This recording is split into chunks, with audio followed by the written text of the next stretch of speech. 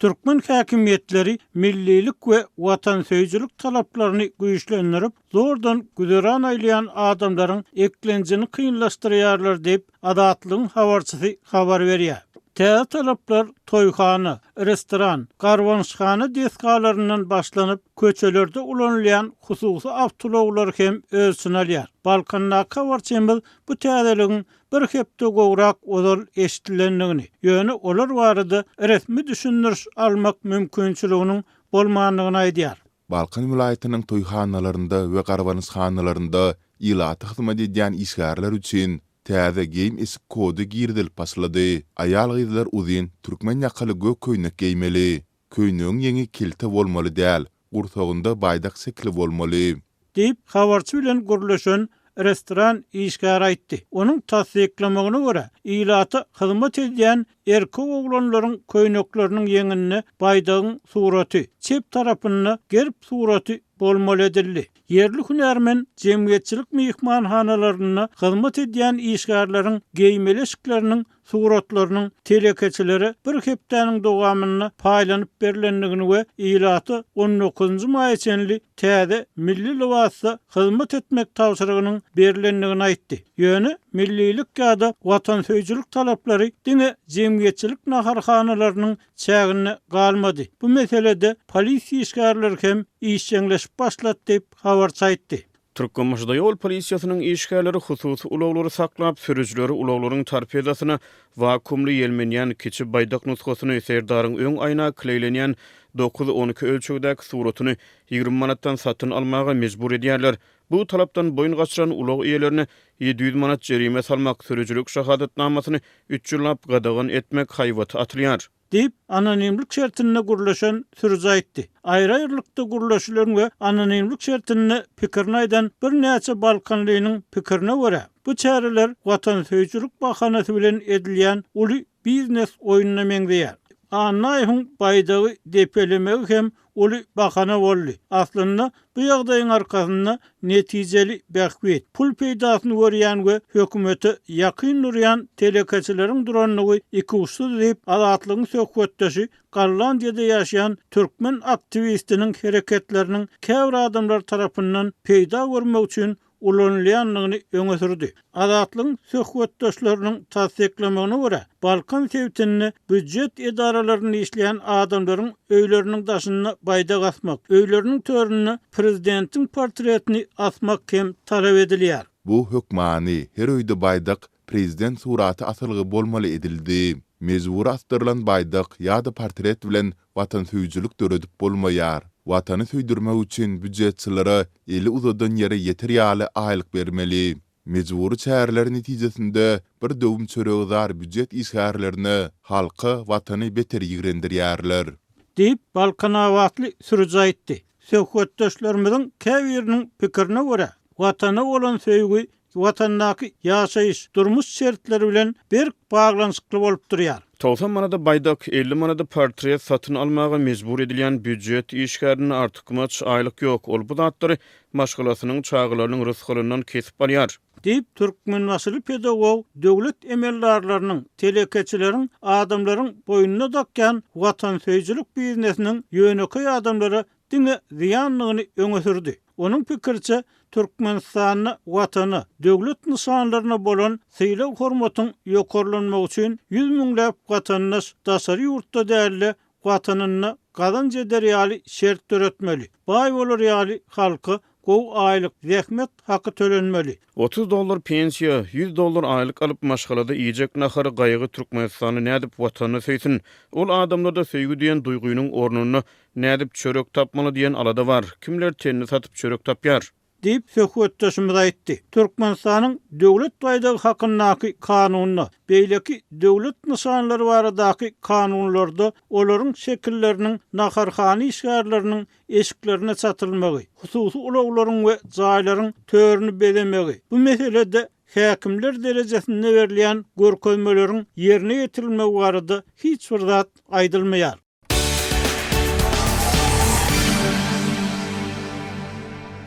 Günbatar Balkan vilayatyna köp sanly döwlet edara kärhanalarynyň işgärleri, şol sanly mugullimler, Newitgad we aragatnaşyk pudoklarynyň işgärleri şu günler sebitdegi işini nağıt etmezçiliginiň arasyny aýlyk zähmet haklaryny bankomatlardan nağıtlaşdyrmakda kynçylyk çekýärler. Yerli ýaşaýjylar dowam edýän ykdysady kynçylyklaryň arasyny aýlyk girdijileriniň onsuz hem bazarlardaky bahalara bäs gelip bilmeýändigini aýdýarlar. Balkanawat şäherinde tat hiç bir bankomatda diýen ýaly nagyt pul ýok. Deyip sevit ýaşaýjylar aýdýar. Nağıt yetmezçiligi barada yerli banklar düşündürüş hödürläp bilmeýär. Türkmenistana bankomatlar Merkezi Bank tarapyndan nağıt pul bilen üpçün edilýär. Büdjet işgärleri 15-nji maýdan bäri ýetireşip dowam edýän nağıt yetmezçiliginiň arasyna özleriniň zähmet haklarynyň bank hasaplaryna geçirilendigini, ýöne olary nağıtlaşdyryp bilmeýänliklerini aýdýarlar. Olalım habar verilişi Türkmenistan raýatlaryň bank kartlarynyň tölew terminallary arkaly nağıt däl tölew geçirmek mümkinçilikleri çäkli bolup wagtary bu enjamlarda köpçülikliň näsatlyklar ýüze çykýar. Balkanawatda Merkezi Bank tarapyndan iýerilen pullaryň bankomatlara daşalmagyna gatnaşýan bir howpsuzlyk işgäri dolanşykdaky kagyz banknotlaryň könülmegi sebäpli soňky wagtlarda bankomatlardan pul çekmekde ýygy-ýygydan problemalaryň ýüze çykýanyny aýdýar. Bankomatlara goýulan kagyz banknotlar köni. Olaryň arasynda skoşlanan pullar, ýelmenen banknotlary bar. Seýle banknotlar bankomatlardan çykarylanda tehnik näsatlyklar döreýär. Deyip pul daşaýjy inkasator işgär aýdýar. Azatlyk radiosu bu maglumatlar boýunça yerli banklardan goşmaça maglumat alyp bilmeýär. Türkmenistana kagyz pullaryň çap edilmegi dolanışyga goý berilmedi. Kagyz pullaryň saklanylmagy we daşalmagy Merkezi Bank tarapyndan üpçün edilýär. Merkezi Bank Türkmenistanyň çägine dolanşykda bar bolan kagyz pullary teňgeleri olaryň ýerine başga kagyz pullary teňgeleri çykaryp olary dolanşykdan aýryp biler diýip ýurdun esasy maliýe edarasynyň resmi web sahypasyna aýdylýar. Azatlyk radiosu ýurdun içinde dolanşykdaky banknotlaryň iňen könülmegi bilen bankomatlardaky nağıt yetmezçiliginiň arasynaky mümkin bolan ara baglanyşygy maliýe edaralaryna tasdikledik ýa-da inkar etdirip bilmeýär. Ýöne Günbatar sebitde habarçymyz bilen gurrundaş bolan bir yerli hünärmen ýurtda abaşa dollarynyň resmi alış çalış bahasynyň ençeme ýyllardan bäri Garawazardan 4-5 SPS saklanmagy ürjedilmegi hem de ýurtda valyutanyň goşa bahasynyň ýyllary boýy saklanyp galmagy bilen baglanykda dolanşykdaky kagyz pullaryň ymykly könülen bolmagynyň gaty mümkinligini aýdýar. Hökümet dollaryň 3,5 manatlyk resmi alış çalış bahasy boýunça manat çap etdirip gelýär. Köni banknotlar bir ýam dolanşykdan aýrylmalydy. Görnüsünden maliýe ýolbaşçylary täze banknotlary hem ençeme wagt bäri targaman gelýär. Deyip yerli hünärmen aýdýar. Öňki ýyllarda media ferişdelerine peýda bolan maglumatlary görä Türkmenmanyny Delarue Britan kompaniýasy tarapyndan Maltada çap edilýärdi. Reuters habarlar agentligi we BBC bu kompaniýanyň geçen aýda düýwe Abaşada ýerleşýän Atlas Holdings maýa kärhanasy tarapyndan satyn alynanyny, eýeçiligi geçirmek işleriniň sentýabrda tamamlanmagyna garaşlýanyny habar berdiler. Garaşy Türkmen Nokot News neşri soňky sapar koronavirus pandemiýasy döwründe 2020-nji ýylyň noýabr aýyna Türkmenistan Hova Ýolları kompaniýasynyň Delarue Britan kompaniýasynyň Maltadaky pul çapkanasynyň Türkmenmanynyň täze tapgyryny getirenligini habar beripdi. Bu kompaniýanyň henüze Türkmenmanyny çap edip etmeýänligi ýa-da bolmasa manat çap etmek işleriniň başga daşar ýurt kärhanalary bilen ulalaşylmanlygy barada açyk çeşmelerde maglumat ýok. Ýöne Balkan vilayatynyň Azatlyk radiosynyň habarçysy bilen gurrundaş bolan yerli maliýe hünärmeni we inkasator işgäri kagyz pullaryň juda könülüşmegi bilen baglykda bankomatlardan pulny ýygydan tehnik näsatlykların gaýtalanýanyny tasdikleýär. Türkmenistana bankomatlar esasan Günorta Koreýanyň Hyosung korporasiýasy tarapyndan üpçün edilýär. 2023-nji ýylda bu korporasiýa bankomat önümçiligini ýurt içinde ýola goýmak boýunça Aydın Gijeler Tehnologiýa kompaniýasy bilen gepleşik geçiripdi. Bu gepleşikleriň netijeleri boýunça giňişleýin maglumat berilmedi. Ýöne Aydın Gijeler Türkmenistanyň iň ýeri tehnologiýa kompaniýalarynyň biri bolup ýerli synçylar soňky wagtlarda bu kompaniýanyň hasy ileri tutulýanyny aýdýarlar. Ýa-da öňki ýyllarda döwlet ýolbaşçylary bu kompaniýanyň öndürýän ýerli telewizorlaryny we öýjükli telefonlaryny mahabatlandyryp döwlet telewizioniýasyna görkezdiripdi. Azatlyk radiosu Balkanawatda dowam edýän nağıtgyçylygynyň bankomatlarda ýygy-ýygydan emele gelýän tehnik näsatlyklar bilen baglanyşyklygyny ýa-da däldigini, esen bu bankomatlaryň Günorta Koreýanyň Hyosung korporasiýasy tarapyndan ýa-da Aydın Gijeler ýerli tehnologiýa kompaniýasy tarapyndan bilelikde ýa-da ýekelikde öndürilen bankomatlar bolup bolmanyny anyklaşdyryp bilmeýär. Yerli maliýe hünärmeni Azatlyk radiosynyň habarçysy bilen gurrundaşlykda täze banknotlary çap etdirmegiň deregine häzirki dowam edýän ykdysady şertlerde dolanşykdaky köne kagyz pullary bankomatlaryň üstüne eýsem elden paýlamaly hem bolsa manat dolanşy bilen bagly status quo-nu ýagny häzirki ýagdaýy saklap galmagyň möhüm bolanyny aýdýar. Ol bu teklibiň sebäplerini aýdyňlaşdyrmady. 5 ýyl mundan ozal täze kağız pullar dolanşygy göýberilende valyuta bazarynda ýiti durnuksyzlyk emele gelipdi. Sonda bir Amerikan dollarynyň hümmeti tas 40 manatdan aşypdy. Diýip Ýerli hünärmen koronavirus pandemiýasy döwründe bazarlarda emele gelen torgunşyga salgylandy. Ýöne şol maliýe durnuksyzlygynyň göneden-göne täze kagyz pullaryň çap edilmegi bilen baglanyşykly bolup geçenini suwd edýän delil ýok. Hökümetçi Türkmen portal neşri kagyz pullary barada bilinmeli 20 sany gyzykly fakt söz başı bilen çap eden maglumatyny banknotlaryň ulanyş möhletiniň 3-5 ýyl aralygyna bolanyny aýdýar. Bu urda dünýädäki meýiller barada aýdylyny hususan soňky wagtlarda nagdyly hesaplaşyklar has ýörgünli bolup barýar.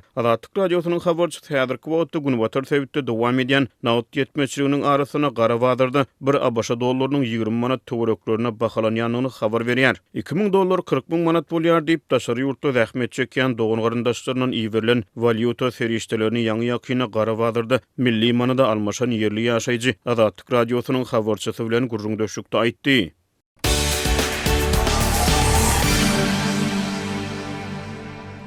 Rusiýanyň prezidenti Vladimir Putin Kursk sebitine garaşylmadyk tapar etdi. Geçen ýyl Ukraina güýçleriniň Kurska girmegi bilen sebitiň bir bölegi wagtlaýyn eýelenipdi. Bu Ukraina goşunlary sebiti terk edilenden soň Putiniň bu ýere ilkinji tapary boldy. 21-nji maýda döwlet telewizionyasynda görkezilen videoda Putiniň ýerli ýaşaýjylary bilen duşugy hemde sebitiň häkimi wezipesini ýerine ýetiriji Aleksandr Hinstein bilen gepleşik geçirýändigi görkezildi.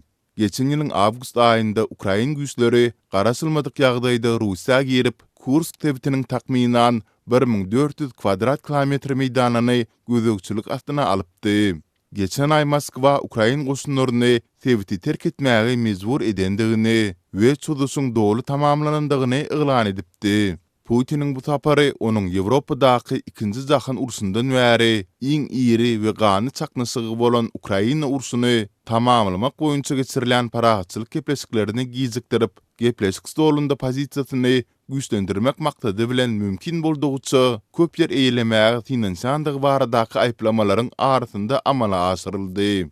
Geçen hepde Russiýanyň we Ukrainanyň wekilleri urusy bethetmek maksady bilen 3 ýyldan gowrak wagtdan soň ilkinji gezek yüz gepleşik geçirdiler.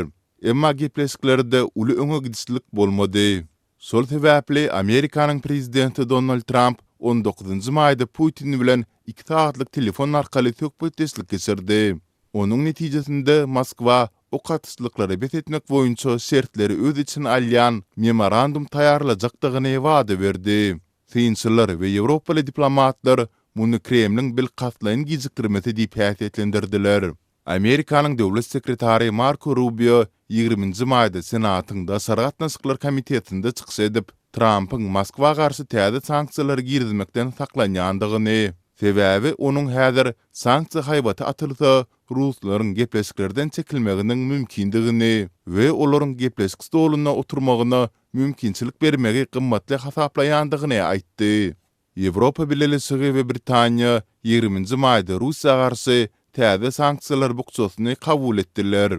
Ýewropa Birleşigi eýýäm täze we giňgerimli çäklendirmeleriň nowatdaky tapgaryny meýleşdirýändigini ma'lum etdi.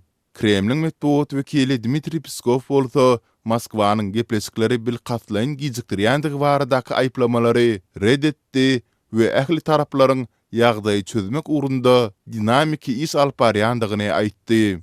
Prezident Trump 4 ay mundan ozal wezipesine girişili bäri Ukrainadaky urusy toktatmagy daşary siýasatynyň ileri tutulýan meseleleriniň birine öwürdi. Mart aýynda Trump iki tarapyň hem 30 günlük o katyslyklary bethetmek lalasygyny derrew kabul etmegini talap edipdi. Ol bu talaby bir näçe gaýtalap, ýaraşyk düzgünlüğini bozan ýurtlaryň sanksiýa tezewar ediljekdigini hem duýdurypdy. Ukrainanyň prezidenti Volodymyr Zelenski Aktamyň teklibini kabul eden bolsa-da, Putin Ukrainanyň ozal Russiýa tarapyndan aneksiýa edilen ýerlerini ikrar etmegi, ýurdun harby taýdan bitarap bolmagy ýaly şertleri öňe sürüp, bu teklibi kabul etmekden ýüze wurdy. 19-njy maýda geçirilen telefon gepleşiginden soň Trump bu uğurdaky tagallalardan çekilmäge taýýardygyny ýagdadan ýaly göründi. Diplomatik çekişmeler dowam edýän wagty iki tarap hem söwüş meydanlarynda biri-birine garşy hüjümlerini dowam etdirýärler.